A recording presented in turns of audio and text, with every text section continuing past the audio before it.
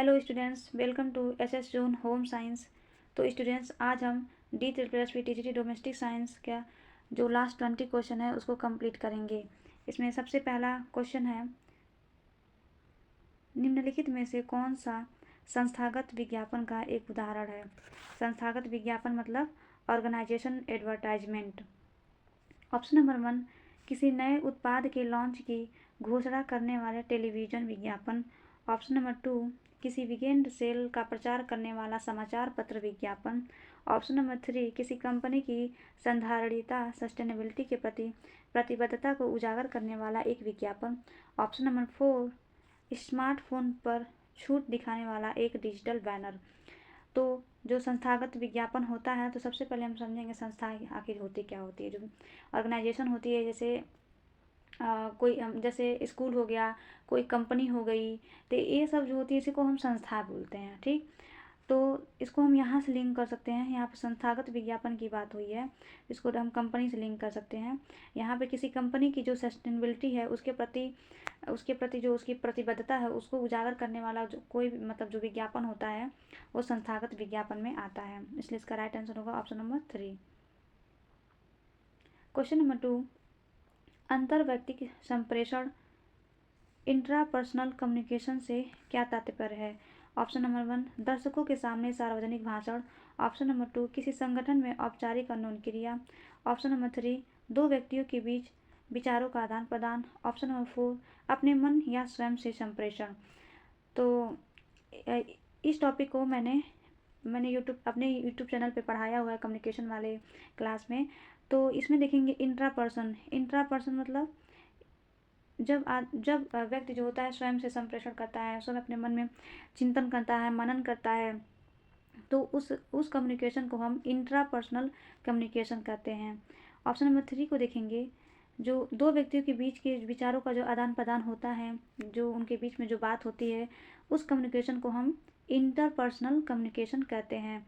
तो क्वेश्चन में पूछा हुआ है इंट्रापर्सनल, तो इसलिए इसका राइट आंसर होगा ऑप्शन नंबर 4। क्वेश्चन नंबर 3 है, आत्मविकास के संदर्भ में आत्मसिद्धि सेल्फ एक्चुअलाइजेशन शब्द का क्या अर्थ है। ऑप्शन नंबर 1, अपने परिवेश के प्रति जागरूक होने का प्रक्रम। ऑप्शन नंबर 2, अपनी क्षमता और योग्यताओं का बोध। ऑप्शन नंबर 3, दूसरों के व्यवहार को प्रभावित करने की क्षमता। ऑप्शन नंबर 4, भौतिक सफलता की खोज। तो क्वेश्चन में पूछा हुआ है, आत्मविकास के संदर्भ में आत्मसिद्धि सेल्फ एक्चुअलाइजेशन का मतलब क्या होता है।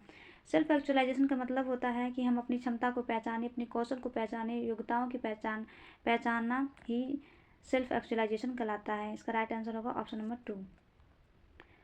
क्वेश्चन नंबर 4 है, विस्तार कार्यक्रम डिजाइन का एक प्रमुख सिद्धांत डैश है। ऑप्शन नंबर 1, एक विशेष विशेषज्ञ नेतृत्व वाली परियोजना। ऑप्शन नंबर 2, वन टाइम जागरूकता अभियान। ऑप्शन नंबर 3, प्राधिकारियों द्वारा केंद्रीकृत निर्णयन। ऑप्शन नंबर 4, सामुदायिक भागीदारी और आवश्यकता आधारित योजना। क्वेश्चन में है, विस्तार कार्यक्रम डिजाइन मतलब एक्सटेंशन प्रोग्राम डिजाइन का प्रमुख सिद्धांत क्या होता है।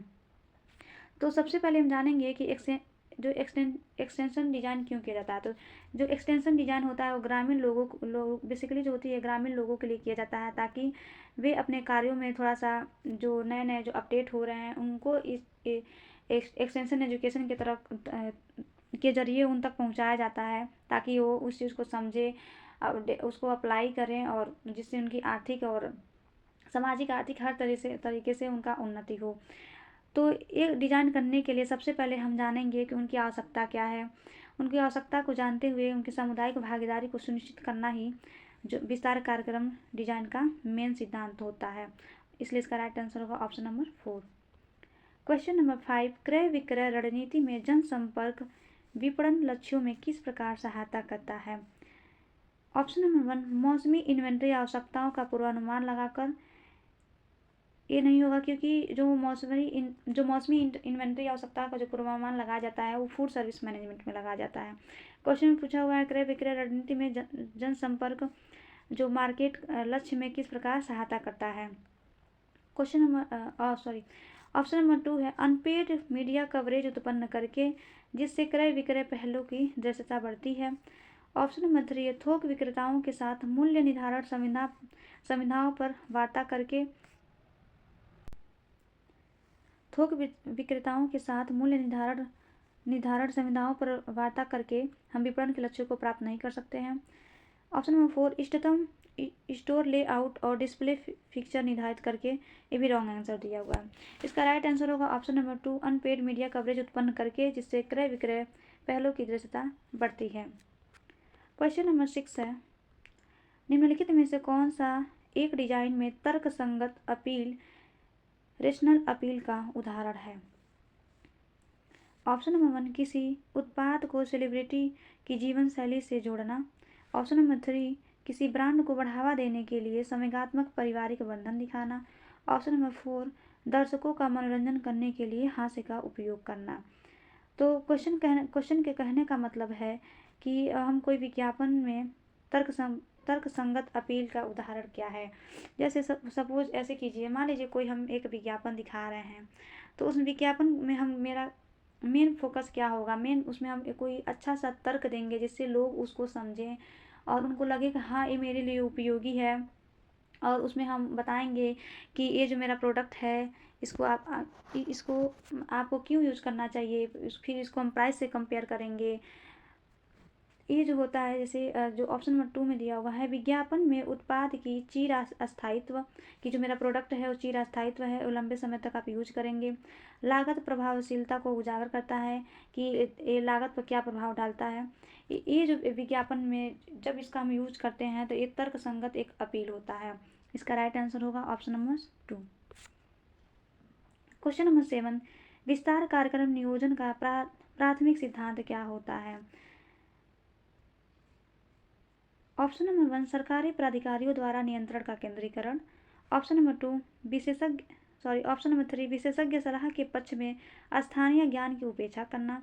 ऑप्शन नंबर 4 केवल अल्पकालिक आर्थिक लाभों पर ध्यान केंद्रित किया जाता है। जी नहीं, इसको जो चिरकालिक आर्थिक लाभ होते हैं उस पर ध्यान केंद्रित किया जाता है कि लोग इसको मतलब जो भी हम विस्तार कार्यक्रम में जो हम बताना चाहते हैं कि लोग उसको बाद में भी अप्लाई करें।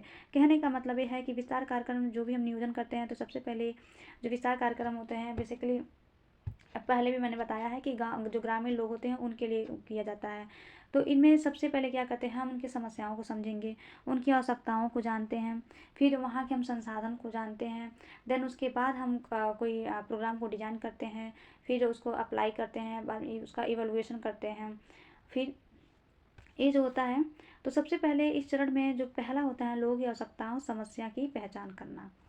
ऑप्शन नंबर 2 राइट आंसर है। क्वेश्चन नंबर 8 है, ये जो है करंट का क्वेश्चन दिया हुआ है। वर्ष 2024 के अंत तक कितने देशों ने कम से कम एक उपेक्षित उष्णकटिबंधीय रोग निग्लेक्टेड ट्रॉपिकल डिजीज का उन्मूलन किया है? Option number 1 75, option number 3 33, option number 2 103, option number 4 54 right answer है। क्वेश्चन नंबर 9 है, मीडिया नियोजन में ग्रास रेटिंग पॉइंट GRP शब्द निम्नलिखित में से किसे निरूपित करता है? जो ग्रास रेटिंग पॉइंट है उसको किसे निरूपित करता है, मतलब इसका क्या मतलब होता है, ये पूछा हुआ है। ऑप्शन नंबर 1 पहुंच को आवृत्ति से गुणा करना। ऑप्शन नंबर 2 लक्षित ग्राहकों के बीच विज्ञापन रिकॉल के प्रतिशत। ऑप्शन नंबर 3 खरीदे गए मीडिया स्लॉट की कुल लागत। ऑप्शन नंबर 4 प्रति मीडिया चैनल उत्पन्न बिक्री के अनुपात। इसका राइट आंसर होगा ऑप्शन नंबर 1 पहुंच को आवृत्ति से गुणा करने पर ग्रॉस रेटिंग पॉइंट पता चलता है। ऑप्शन नंबर 10 चयनात्मक प्रशिक्षण निम्नलिखित में से किसके कारण संचार बाधा के रूप में कार्य करता है? ऑप्शन नंबर 1 यह संदेश डिकोडिंग को सटीकता में सुधार करता है। ऑप्शन नंबर 2 व्यक्ति अपने पूर्व विश्वासों और अभिवृत्तियों के आधार पर संदेशों की व्याख्या करते हैं। ऑप्शन नंबर 3 यह प्रेषक और प्राप्तकर्ता के बीच आपसी समझ को बढ़ाता है। ऑप्शन नंबर 3 यह सुनिश्चित करता है कि संदेश सभी को समान रूप से समझ में आए।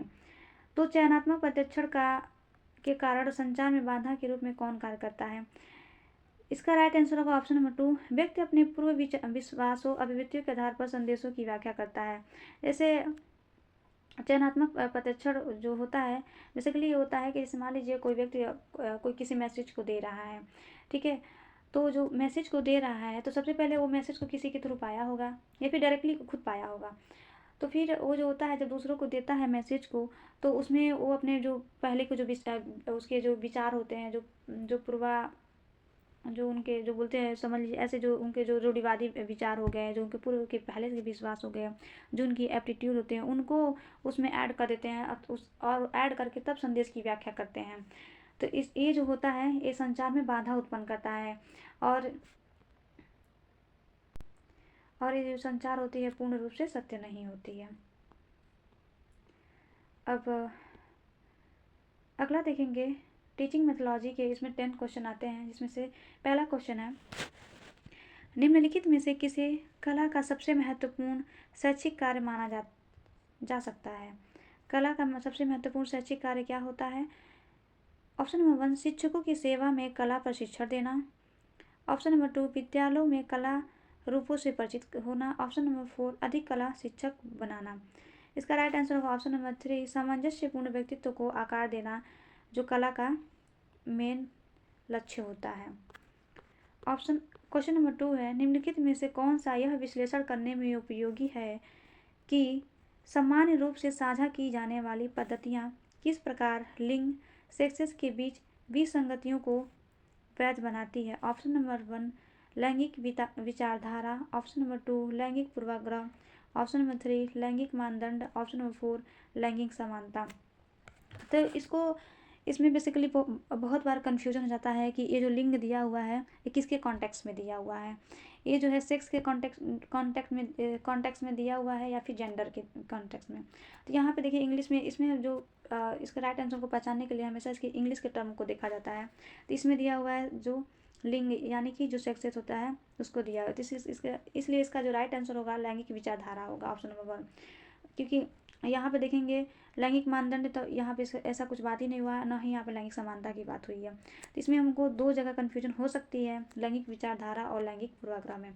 तो जो लैंगिक पूर्वाग्रह है इसका मतलब होता है जो जेंडर स्टीरियोटाइप होता है, जबकि क्वेश्चन में पूछा है सेक्स के बारे में, इसलिए इसका राइट आंसर होगा ऑप्शन नंबर 1 लैंगिक विचारधारा। क्वेश्चन नंबर 3, 1974 में भारत सरकार ने IEDC योजना शुरू की। निम्नलिखित में से कौन सा विकल्प IEDC का पूर्ण रूप है। Option number 1 integrated education for disable children. Option number 2 instructions and education for disable children. Option number 3 inclusive education for disable children. Option number 4 institute for education of disable children. इसका right answer होगा option number 1 integrated education for disable children. Question number 4, निम्नलिखित में से कौन सा पाठचर्या विकास में व्यापक क्षेत्र उपागम ब्रॉड फाइल्ड अप्रोच से संबंधित है। ऑप्शन नंबर 1 सामाजिक समस्याओं पर आधारित विषय वस्तु। ऑप्शन नंबर 2 विशेष प्रत्येक विषय के भीतर शामिल किए जाने वाले ज्ञान का निकाय। ऑप्शन नंबर 4 वर्तमान जीवन में विद्यार्थियों की उभरती जरूरतों पर केंद्रित। क्वेश्चन में पूछा हुआ है जो पाठचर्या विकास में व्यापक क्षेत्र उपागम से संबंधित है। जो सिलेबस का जब हम विकास करते हैं तो उसमें जो व्यापक क्षेत्र क्या होती है, उससे क्या संबंधित है। तो इसका राइट आंसर होगा ऑप्शन नंबर 3 अध्ययन के संपूर्ण क्षेत्र में, अध्ययन के जो संपूर्ण क्षेत्र से जो प्रासंगिक जो ज्ञान समझ होती है उसको हम व्यापक क्षेत्र उपागम में रखते हैं। इसलिए इसका राइट आंसर होगा ऑप्शन नंबर 3। क्वेश्चन नंबर 5, निम्नलिखित में से कौन सा सिद्धांत ज्ञान मीमांसा को संदर्भित करता है। ऑप्शन नंबर 1 ज्ञान का सिद्धांत। ऑप्शन नंबर 2 अस्तित्व का सिद्धांत। ऑप्शन नंबर 3 नैतिकता का सिद्धांत। ऑप्शन नंबर 4 मूल्य का सिद्धांत। तो जो बेसिकली ज्ञान मीमांसा का जो संदर्भ होता है, जो संबंध होता है, वो ज्ञान का सिद्धांत से होता है। इसलिए इसका राइट आंसर होगा ऑप्शन नंबर 1। क्वेश्चन नंबर 6 है, निम्नलिखित में से कौन सा कथन व्यक्तित्व विभिन्नताओं के संबंध में सही है। ऑप्शन नंबर 1 जैसे जैसे व्यक्ति बड़े होते जाते हैं व्यक्तिगत विभिन्नताएं कम होती जाती है। ए रॉन्ग आंसर है, क्योंकि इसको ऐसे समझ सकते हैं, जैसे मान लीजिए कोई दो पर्सन हैं, दो व्यक्ति हैं, एक ए है एक बी है, तो इन दोनों में व्यक्तिगत विभिन्नताएं होती हैं। इसकी सोचने समझने रहने की जो क्षमता होती है वो अलग होगी और इसकी जो क्षमता होती है वो अलग होगी। तो क्या वो जैसे जैसे बड़े होते जाएंगे इनकी जो इसकी सोचने की क्षमता है और बी की जो सोचने की क्षमता है सेम हो जाएगी? जी नहीं। इसलिए इसका राइट आंसर होगा इसलिए राइट आंसर नहीं होगा। क्वेश्चन नंबर 3 में दिया हुआ, बढ़ती उम्र और व्यक्तिगत विभिन्नताओं के बीच कोई संबंध नहीं है। ये रॉन्ग आंसर है, क्योंकि बढ़ती उम्र और व्यक्तिगत विभिन्नताओं के बीच कोई संबंध नहीं है, ऐसा हो ही नहीं सकता है। ऑप्शन नंबर 4, सभी आयु वर्ग में व्यक्तिगत विभिन्नता में निरंतर परिवर्तन होता रहता है। व्यक्तिगत विभिन्नता में निरंतर नहीं परिवर्तन होता रहता है, हाँ, टाइम टू टाइम ये परिवर्तन होता रहता है। इसका राइट आंसर होगा ऑप्शन नंबर 2, जैसे जैसे व्यक्ति बड़े होते जाते हैं व्यक्तिगत विभिन्नताएं बढ़ती जाती है। क्योंकि जैसे मान लीजिए एक छोटा व्यक्ति है और एक बड़ा व्यक्ति है, तो इसके जो सोचने की क्षमता होती है वो अलग होती है, इसकी सोचने की क्षमता अलग अलग होती है, तो हो गई ना व्यक्तिगत विभिन्नताएं। तो वही जो क्वेश्चन में लिखा हुआ है, जैसे जैसे व्यक्ति बड़े होते जाते हैं उनमें व्यक्तिगत विभिन्नताएं बढ़ती जाती हैं। क्वेश्चन नंबर 7 में है, भाषा के संबंध में निम्नलिखित में से कौन सा कथन सही नहीं है। ऑप्शन नंबर 1, प्रत्येक भाषा समाज की देन है। ये राइट आंसर है, सही बात है, प्रत्येक भाषा समाज की ही देन है, समाज से ही भाषा को सीखते हैं। ऑप्शन नंबर 3, भाषा स्वच्छ है। ये भी राइट आंसर है, भाषा प्रतीकों की एक प्रणाली है। ये भी राइट आंसर होगा, क्योंकि भाषा में बहुत सारे प्रतीक का यूज करते हैं। इसमें पूछा हुआ है कौन सा कथन सही नहीं है। ऑप्शन नंबर 2 कथन जो दिया हुआ कथन वो सही नहीं है, क्योंकि इसमें ये बोला हुआ है भाषा सामाजिक संस्कृति से स्वतंत्र होती है। क्या भाषा जो होती है, जो हमारी जो सामाजिक संस्कृति होती है उससे अलग होती है? जी नहीं, क्योंकि व्यक्ति जिस समाज में रहता है वो जो होता है उसी तरह की भाषा को अडॉप्ट करता है।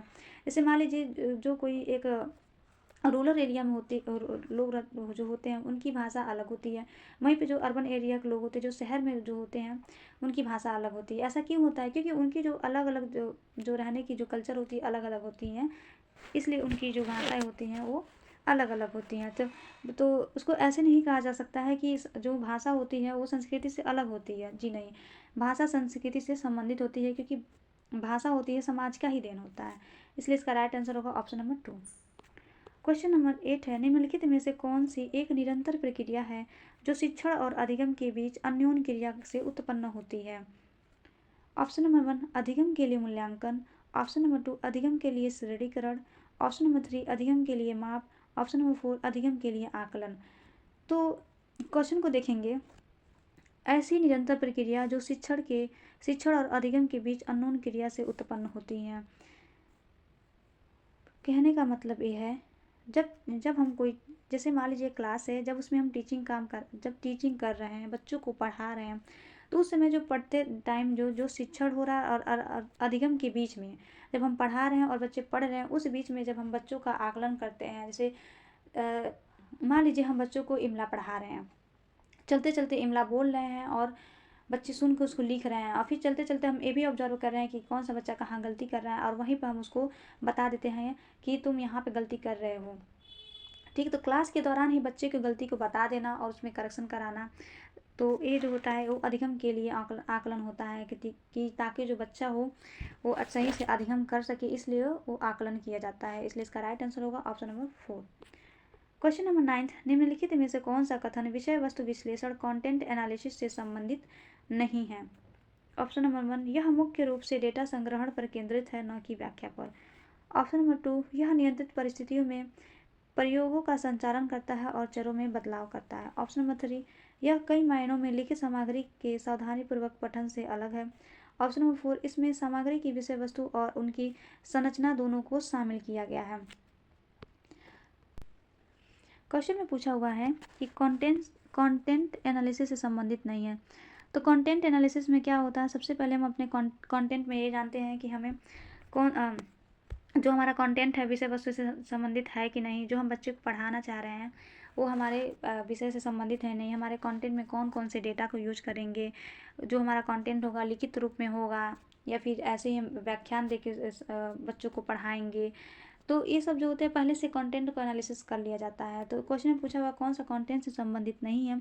ऑप्शन नंबर 2 इसका राइट आंसर होगा, यह नियंत्रित परिस्थिति में प्रयोगों का संचालन करता है, ठीक, और चरों में बदलाव करता है। जो कंटेंट होता है वो हमारे चरों में बदलाव नहीं कर सकता है, क्योंकि कंटेंट जो होता है वो सिलेबस के अकॉर्डिंग हम पढ़ाते हैं। इसलिए इसका राइट आंसर होगा ऑप्शन नंबर 2।